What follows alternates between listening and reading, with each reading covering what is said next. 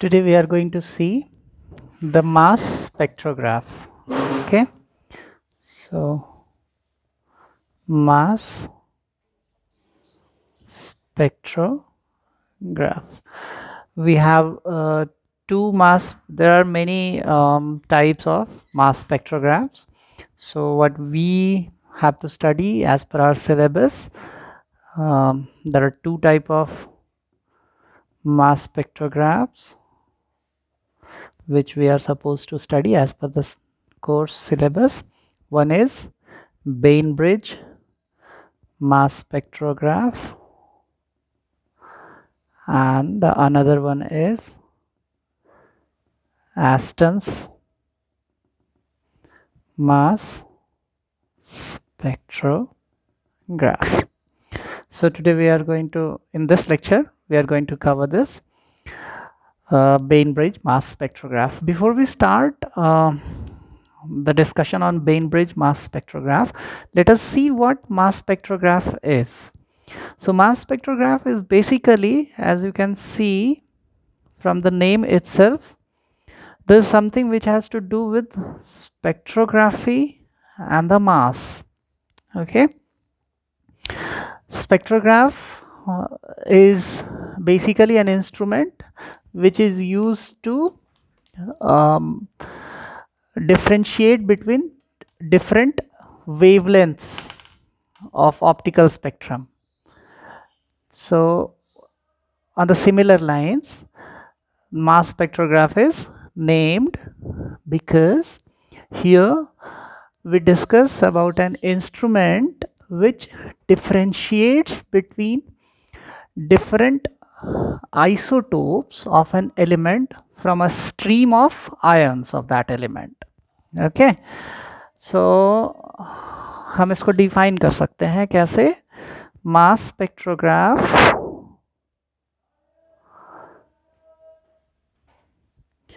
is an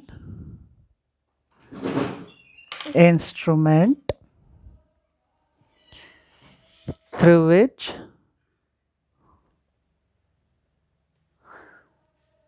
one can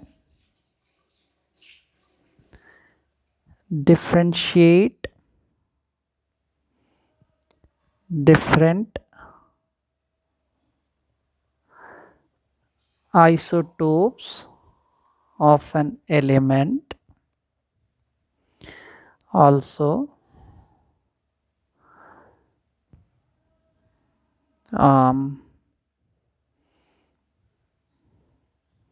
one can measure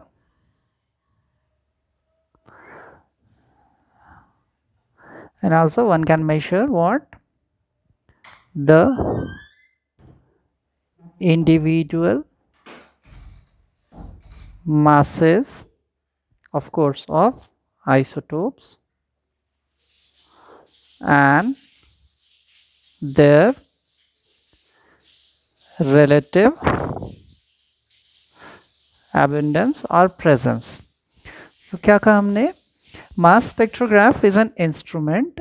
ये basically एक instrument होती है जिसकी मदद से आप क्या करते हैं? Through which one can differentiate between isotopes and element.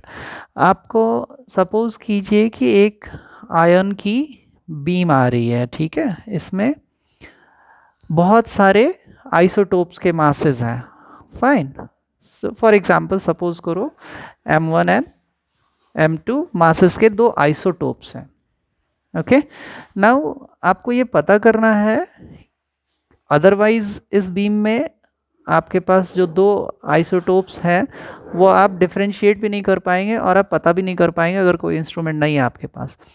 आप इसको एक ऐसे इंस्ट्रूमेंट से गुजारते हैं जिसको कि हम मास स्पेक्ट्रोग्राफ बोलते हैं, और इसके बाद इस मास स्पेक्ट्रोग्राफ का काम ये है कि आपको दोनों मासेस को डिफरेंशिएट कर दे, प्लस कि इन दोनों मासेस को इंडिविजुअली कैलकुलेट कर सकते हैं आप, मेजर कर सकते हैं आप, और तीसरी चीज़ कि इस बीम में M1 आइसोटोप की कितनी अधिकता है और M2 आइसोटोप की कितनी अधिकता है। सो इनकी रिलेटिव एबिंडेंस आप पता कर सकते हैं। अगर इतना काम आप कर सकते हैं किसी इंस्ट्रूमेंट से, वो इंस्ट्रूमेंट मास स्पेक्ट्रोग्राफ कहा जाता है। Fine. Now before we move ahead और हम स्पेसिफिकली बेनब्रिज मास स्पेक्ट्रोग्राफ की बात करें, उससे पहले हम ये देखने की कोशिश करेंगे कि बेसिकली हम करते कैसे हैं। बस दो ही फंडा है कलीग्स, आपको सिर्फ और सिर्फ क्या करना है, एक तो इलेक्ट्रिक फील्ड और दूसरा मैग्नेटिक फील्ड की मदद लेनी है, अपना काम हो जाएगा। Okay students, fine. सो इससे पहले कि हम स्पेसिफिकली कंस्ट्रक्शन और वर्किंग प्रिंसिपल देखें, हम एक ओवरऑल डिस्कशन करते हैं। मान लीजिए कि आपके पास, since this now an ion है ना, आपने एलिमेंट को क्या किया है, आयन में कन्वर्ट कर दिया है, सो दैट आप इलेक्ट्रिक फील्ड से उसको एक्सेलरेट कर पाए। फाइन। और मैग्नेटिक फील्ड से आप डिफ्लेक्ट कर पाए। सो सपोज कीजिए कि कोई एक चार्ज पार्टिकल है, उसके पास एक वेलोसिटी है एंड ऑफ कोर्स उसके पास मास है, और आपने इसको मैग्नेटिक फील्ड अप्लाई किया, तो क्या होगा, लॉरेंज फोर्स लगेगा इस पे। Okay, Q V cross B, we all know this. Fine. इसके चलते क्या होगा कि ये पार्टिकल जो है, ये चार्ज पार्टिकल जो है, ये सर्कुलर मोशन करेगी, राइट। और सर्कुलर मोशन, सपोज कीजिए किसी एक रेडियस आर की एक सर्कुलर पाथ पे ये डिफ्लेक्ट हो जाती है, तो आप इजीली कैलकुलेट कर सकते हैं ना, कैसे, mv²/r will be the centripetal force.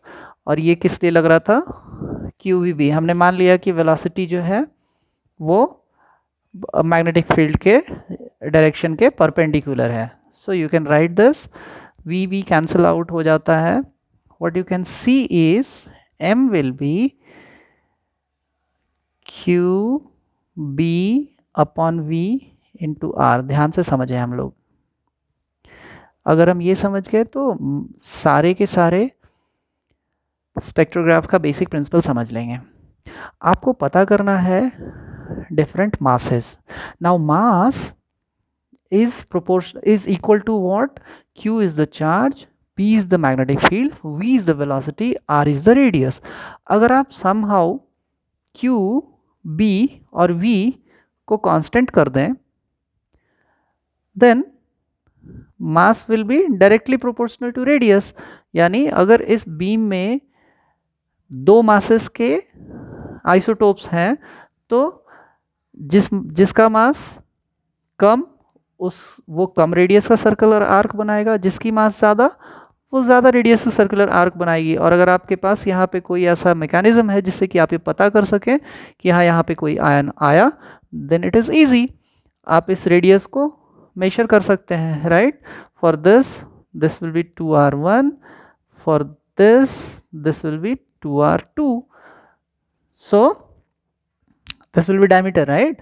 सो कहने का मतलब ये है कि आपके पास क्या चाहिए, क्यू बी वी अगर सेम कर दिया, तो जिस रेडियस की ये आर्क बना रही है इस मैग्नेटिक फील्ड में, वो डायरेक्टली प्रोपोर्शनल होगा जो मास है आइसोटोप का। मतलब आपने डिफ्रेंशिएट कर लिया अलग अलग मासेस के आइसोटोप्स को, ठीक है। बस बेसिकली इसी प्रिंसिपल पे बेनब्रिज मास स्पेक्ट्रोग्राफ काम करती है। हमें एक चीज़ का ध्यान रखना है कि वेलोसिटी जो हो वो कांस्टेंट करनी है हमें, है ना। बी आप मैग्नेटिक फील्ड तो कांस्टेंट अप्लाई करेंगे, क्यू मोस्टली आप सेम ही रखते हैं, ठीक है। So V which is velocity, इसको कांस्टेंट करने के लिए एक स्पेशल अरेंजमेंट करते हैं बेनब्रिज मास स्पेक्ट्रोग्राफ में। Fine. So let us start with this general discussion about mass spectrograph. We are now, I think, well equipped to discuss Bainbridge mass spectrograph. Before we go ahead, हम आगे बढ़ने से पहले एक बार quick recap करें मास spectrograph क्या था। मास spectrograph एक ऐसा इंस्ट्रूमेंट था जिसकी मदद से हम किसी आयन के बीम में उपस्थित डिफरेंट आइसोटोप्स को डिफरेंशिएट भी कर सकते हैं, उनके इंडिविजुअल मासेस को कैलकुलेट भी कर सकते हैं, और इस बीम में डिफरेंट आइसोटोप्स की कितनी प्रचुरता है, कौन कितनी ज़्यादा मात्रा में है, उसकी रिलेटिव एबंडेंस भी हम पता कर सकते हैं। ओके, बेसिकली कोई भी स्पेक्ट्रोग्राफ हो वो इलेक्ट्रिक और मैग्नेटिक फील्ड का इस्तेमाल करके वर्क करता है, राइट। इलेक्ट्रिक फील्ड से आप एक्सेलरेट करते हैं आयंस को स्पेक्ट्रोग्राफ के अंदर में, और मैग्नेटिक फील्ड से आप डिफ्लेक्ट करते हैं, राइट। फिर वहाँ से हमने देखा कि मैग्नेटिक फील्ड से अगर डिफ्लेक्शन होती है तो मास और वो रेडियस जो कि इस मैग्नेटिक फील्ड के इन्फ्लुएंस में ये चार्ज आयंस डिफ्लेक्ट होते हैं जिस रेडियस से, उस रेडियस का उसके मास से बिल्कुल सीधा संबंध है, राइट। सो इस प्रिंसिपल का इस्तेमाल करके हम लोग अभी बेनब्रिज मास स्पेक्ट्रोग्राफ देखेंगे। Perfect. So let us move to the next section, that is the construction of Bainbridge mass spectrograph. Construction of Bainbridge mass spectrograph. Fine. So आपको ये किसी भी बुक में मिल जाएगी, बेसिकली जो आपके सिलेबस में प्रिस्क्राइब्ड है। ये गैस डिस्चार्ज ट्यूब जिसके अंदर आपको जिस भी एलिमेंट के आइसोटोप्स का एनालिसिस करना है, उसकी गैसियस स्टेट में उसको लेते हैं, उसको गैस डिस्चार्ज ट्यूब में आयोनाइज करते हैं, और यहाँ से जो आयन बीम निकलती है, now that will enter into what, this will be slit 1, this will be slit 2। मैं पहले कंस्ट्रक्शन ड्रॉ कर देता हूँ, फिर we will discuss. Then we'll have velocity selector,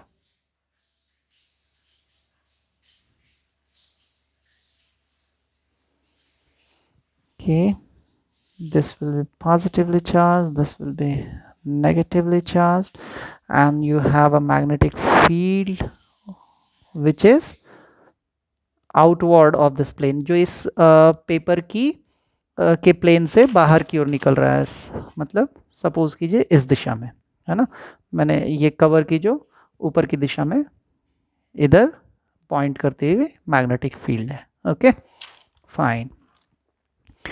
now इस वेलोसिटी सिलेक्टर से निकलने के बाद back again you have slit 3 and here comes a photographic plate,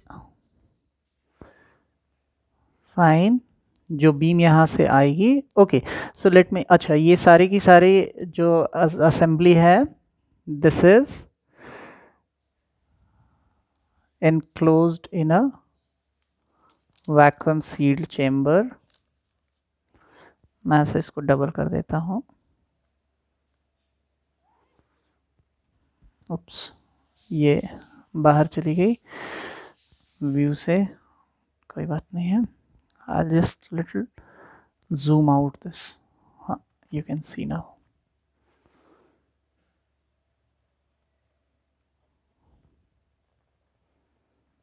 This is inclusion। पूरी सिस्टम को कंप्लीटली इवैक्यूएट करके रखते हैं, ठीक है fine. And of course this is enclosed from here as well।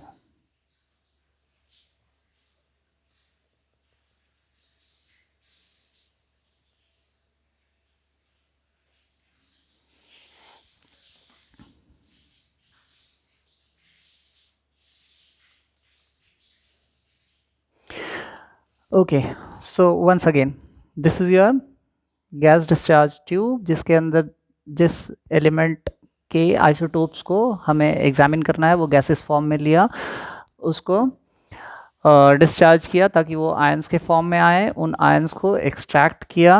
This is slit 1, this is slit 2। ये accelerating zone है, यहाँ पे एक्सेलरेट होगी पार्टिकल, साथ साथ स्लिट से ये नैरो डाउन होगी, right. Now the problem is, इसमें दो चीज़ें हैं, एक तो जितने भी आइसोटोप्स हैं वो सारे के सारे इसमें हैं, प्लस इसमें अलग अलग वेलोसिटी के आयंस हैं, राइट। जो इस गैस डिस्चार्ज ट्यूब से आयन स्ट्रीम निकल रही है उसमें आयंस की वेलोसिटी डिफरेंट है, ठीक है, वेरियस वेलोसिटीज इन्वॉल्व है। लेकिन आपको याद है कि आप पिछले अभी थोड़ी देर पहले के डिस्कशन में हमने देखा कि हमें वी वी कांस्टेंट करना है, वेलोसिटी को भी कांस्टेंट रखना है, okay. So for that reason हमने क्या किया, एक वेलोसिटी सेलेक्टर रीजन भी इसमें है, it is also a part of this spectrograph. This region is nothing but velocity selector region. This region is accelerating region, ठीक है। अभी हम देखेंगे कि इससे वेलोसिटी सिलेक्शन कैसे होता है। कंस्ट्रक्शन देख लें, स्लिट S1 S2 जो वो एक्सेलरेशन का भी काम करा रही है, और एक्सेलरेट कैसे करेंगे, simply this will B negative, ये जो पॉजिटिव आयंस आ रहे हैं ना, ये इसके लिए आप नेगेटिवली चार्ज प्लेट लगाएंगे तो एक्सेलरेट होंगे, एंड देन ये कॉलीमेट भी होगा, यानी ये स्लिट के चलते नैरो भी होगी इसकी स्प्रेड जो बीम है। अब ये नैरो बीम जो आ रही है ये वेलोसिटी सिलेक्टर से गुजरेगी, और अभी के लिए बस इतना ही जानिए कि सिर्फ और सिर्फ एक ही वेलोसिटी वाले बीम्स इससे बाहर निकलेंगे, कैसे वो हम वर्किंग में देखेंगे, ठीक है।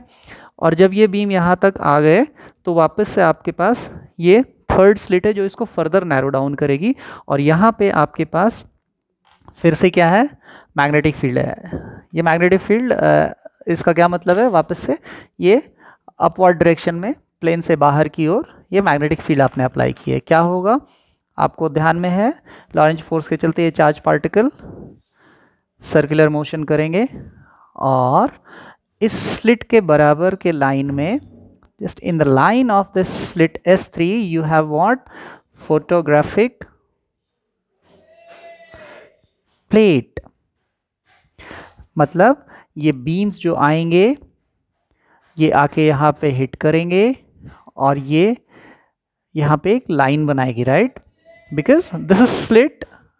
अगर रेक्टेंगुलर स्लिट है तो उससे ऐसे लाइंस आएगी बीम्स की, है ना, ये ऐसे हाउ डू यू से दिस, ये ऐसे रिबन्स आएंगे, है ना, एंड दिस विल बी, ये ऐसे मुड़े ऐसे मुड़े ऐसे मुड़ करके this will make a line on the photographic plate, fine.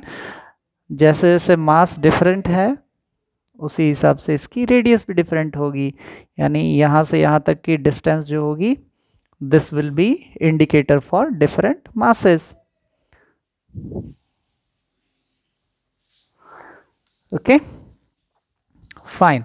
so construction में इतना ही, गैस डिस्चार्ज प्लेट है, दो स्लिट्स हैं S1 S2, उसके बाद एक वेलोसिटी सेलेक्टर रीजन है, इस वेलोसिटी सेलेक्टर रीजन में इलेक्ट्रिक फील्ड हॉरिजॉन्टल डायरेक्शन में है, ओके, और मैग्नेटिक फील्ड इस प्लेन के परपेंडिकुलर आप इस कागज के बाहर की तरफ है, ठीक है। देन इस वेलोसिटी सेलेक्टर से निकलने के बाद ये आयन बीम वापस से स्लिट 3 थर्ड स्लिट से गुजर के वापस और कॉलीमेट होती है, और भी फाइनली कॉन्सेंट्रेट होती है, और फिर इस मैग्नेटिक फील्ड के इन्फ्लुएंस के चलते ये चार्ज पार्टिकल मुड़ती है ना।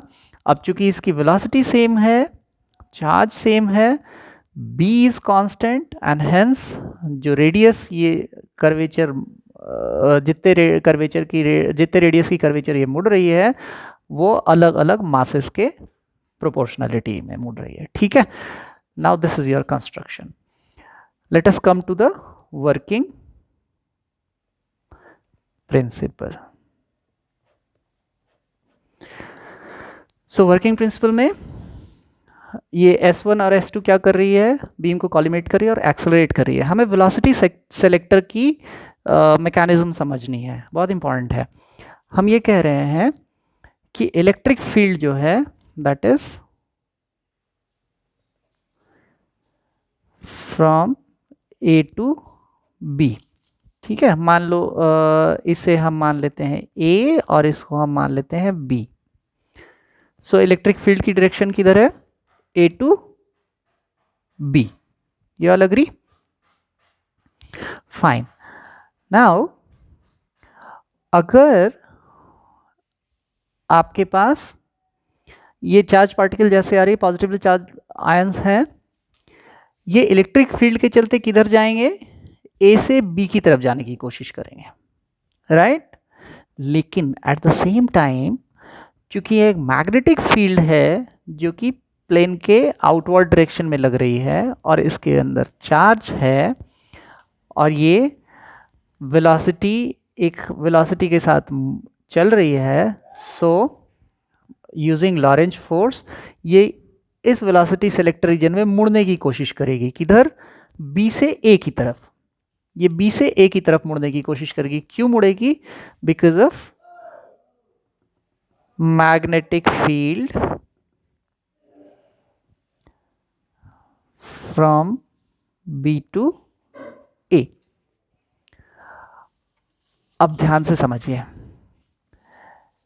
इलेक्ट्रिक फील्ड के चलते इस वेलोसिटी सेलेक्टर में ये जो आयन आ रही है ये बी की तरफ जाने की कोशिश करेगी, लेकिन मैग्नेटिक फील्ड के चलते ये डिफ्लेक्ट होकर बी से ए की तरफ आने की कोशिश करेगी। दोनों फोर्सेस देखें हम कितनी होती है। इलेक्ट्रिक फोर्स कितना, F electric will be how much, Q into E, जहाँ ये इलेक्ट्रिक फील्ड की स्ट्रेंथ है, Q is the charge of particle, और ये फ्रॉम या ऐसे लिखें टुवर्ड्स या from A to B, force है ना, तो आपको डायरेक्शन का भी ध्यान रखना पड़ेगा। And magnetic field will be q v B, this is from B to A. Now अगर ये दोनों फोर्स मतलब इलेक्ट्रिक फील्ड के चलते जो फोर्स लग रही है वो ए से बी की तरफ लग रही है, मैग्नेटिक फील्ड के चलते जो लग रही है वो बी से ए की तरफ लग रही है, ये दोनों बराबर हो जाए तो ये पार्टिकल किधर भी नहीं मुड़ेगा, ना लेफ्ट ना right, right? Meaning for particles to move undeflected, F electric का magnitude should be equal to F magnetic का magnitude. Okay, so let us continue our discussion. F electric का magnitude and F magnetic का magnitude बराबर होना चाहिए, मतलब Q E should be equal to Q V B, Q Q cancel out, यानी V is E upon B. It's very important result. Dear friends, let this call equation number 1. ये क्या कह रहा है? ये कह रहा है कि आपके पास जो बीम ऑफ आयंस आ रहे हैं, हमने बताया था कि वेलोसिटी काफ़ी डिफरेंट होगी, अलग आयंस अलग वेलोसिटी से चलेंगे, लेकिन जो भी आयंस इस वेलोसिटी से चलेंगे, v is e upon b, इस वेलोसिटी से चलेंगे, वो ना तो लेफ्ट मुड़ेंगे ना राइट मुड़ेंगे, वो सीधा इससे निकल जाएंगे। और जो भी आयंस की वेलोसिटी E अपॉन बी से अलग होगी, what will happen to them? They'll deflect towards wall of this metallic plate of velocity selector और वो एब्जॉर्ब हो जाएंगे। यानी सिर्फ और सिर्फ वही आयंस यहाँ से यहाँ तक ट्रैवल करेंगे अनडिफ्लेक्टेड, जिनकी वेलोसिटी E अपॉन बी के बराबर है। इसका मतलब ये तो क्लियर हो गया ना कि इस रीजन में आते ही S3 तक आते आते आपकी वेलोसिटी कांस्टेंट हो गई, यानी यहाँ पे वही आयंस पहुँचे जिनकी वेलोसिटी E अपॉन बी के बराबर है। सो आपने ये भी अचीव कर लिया। अगर आप इफ़ यू रिमेंबर हमारा अर्लियर डिस्कशन, हम चले थे कहाँ से, जनरल डिस्कशन से। हमें मास को डिफ्रेंशिएट करना था ना, उसके लिए हम मास को सिर्फ और सिर्फ रेडियस के प्रोपोर्शनैलिटी में देखना चाह रहे थे। उसके लिए q कांस्टेंट, b कांस्टेंट और वेलोसिटी भी कांस्टेंट होनी चाहिए थी। ओके, हमने वही काम कर लिया। अब जितने भी आयंस आ रहे हैं अलग अलग मासेस के तो हैं, लेकिन वेलोसिटी सबकी सेम है, E/b। Now you have magnetic field over here, और इस मैग्नेटिक फील्ड के this magnetic field is in entire this region. Okay, analysis region में ये अपने अपने मास के प्रोपोर्शनेट इनकी रेडियस होगी, right. So now let us see this.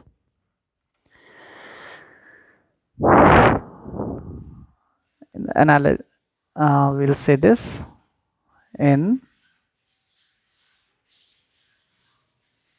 analyzer region.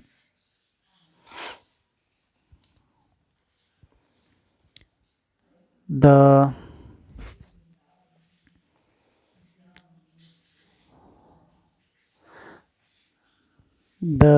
what do you say, the ions will be deflected due to because of magnetic field. Okay, so what you have here, mv square upon r will be equal to qvb। Back again, आपके पास ये velocity v है, charge इसका q है, और मास जो भी है, m1 है तो इसकी रेडियस इतनी, m2 है तो रेडियस इतनी, m3 है तो रेडियस इतनी, ठीक है। So I am taking in general mv square upon r, जो सेंट्रीपिटल फोर्स बना वो क्यों बना, लॉरेंज फोर्स के चलते। Okay, so you have m equals to Q B upon V into R, और आप इक्वेशन 1 से v की वैल्यू रख सकते हैं। So this will become q B square upon e into r using equation 1, v is e upon b। okay, fine। now you see, अगर suppose कीजिए this distance is x, so let x be the distance, I shall zoom it a bit। okay, so suppose x be the distance of the line on photographic plate and the center of slit S3। ये मतलब ये x हम कह रहे हैं, ये जो इस फोटोग्राफिक प्लेट पे लाइन है जो इस मास के आयन बीम के चलते बन रही है, और ये सेंटर ऑफ S3 जहाँ से कि ये बीम ने डिफ्लेक्शन लिया, इन दोनों के बीच की डिस्टेंस अगर x है तो ये x सेमी सर्कल की डायमीटर हो गई, right. So you can write this, x will be 2r, यहाँ से यहाँ तक radius was small r, so this total diameter will be 2 into r। fine, so you can write this, name this equation 2, this equation 3, using equation 2 and equation 3, what you have got is m is qb square upon 2e into x। Friends, आपका काम हो गया। Now all you have to measure is, इसमें suppose कीजिए 3 isotopes मिले हुए हैं, m1 m2 m3 के मासेस के। ओके, इस पूरी प्रोसेस के बाद जब आप फोटोग्राफिक प्लेट निकाल करके देखेंगे, so what you will find you'll find इस photographic plate पे 3 ऐसे mass spectral lines।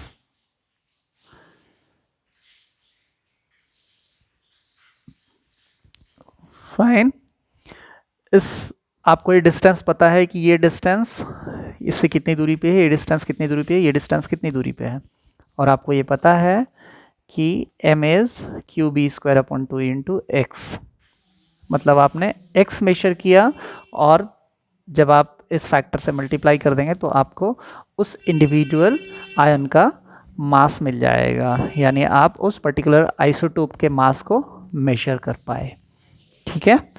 Now suppose करें हम कि मेरे पास दो मासेस हैं। Let us consider m1 and m2 be the masses of two isotopes. So